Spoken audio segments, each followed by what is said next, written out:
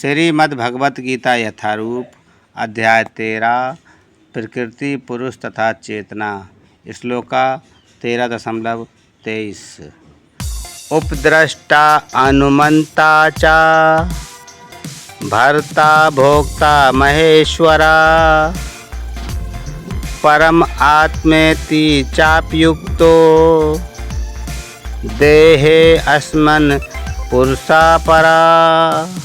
भावार्थ, तो भी इस शरीर में एक अन्य दिव्य भोक्ता है जो ईश्वर है, परम स्वामी है और साक्षी तथा अनुमति देने वाले के रूप में विद्यमान है, जो परमात्मा कहलाता है। तात्पर्य यहाँ पर कहा गया है कि जीवात्मा के साथ निरंतर रहने वाला परमात्मा परमेश्वर का प्रतिनिधि है, वह सामान्य जीव नहीं है।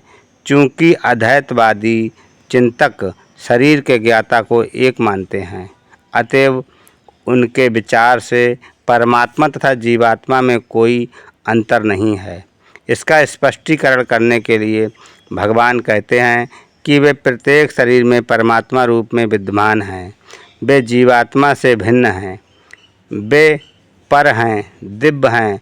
जीवात्मा किसी विशेष क्षेत्र के कार्यों को भोगता है, लेकिन परमात्मा किसी सीमित भोक्ता के रूप में या शारीरिक कर्मों में भाग लेने वाले के रूप में विद्यमान नहीं रहता, अपितु वह साक्षी, अनुमतिदाता तथा परम भोक्ता के रूप में स्थित रहता है।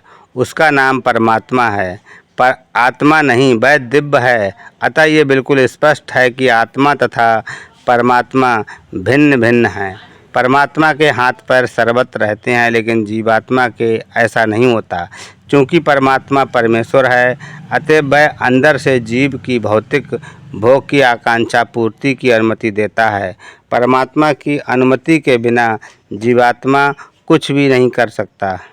जीव भुक्त है और भगवान भोक्ता है, यह पालक हैं। जीव अनंत हैं और भगवान उन सब में मित्र रूप में निवास करता है।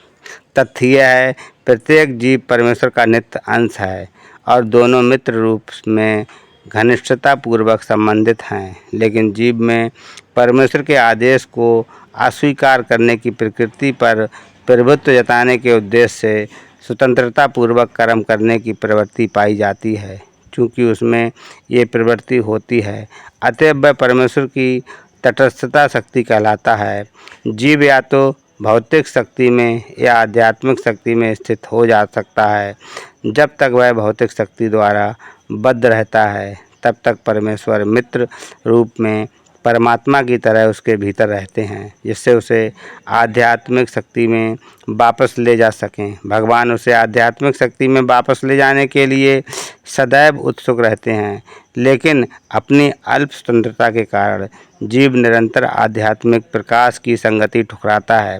स्वतंत्रता का ये दुरुपयोग ही बद्ध प्रकृति में उसके भौतिक संघर्ष का कारण है।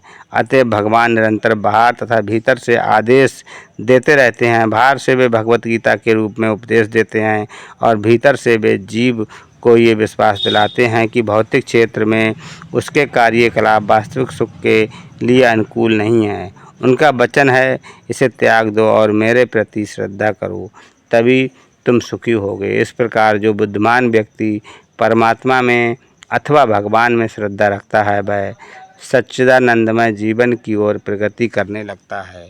हरे कृष्णा।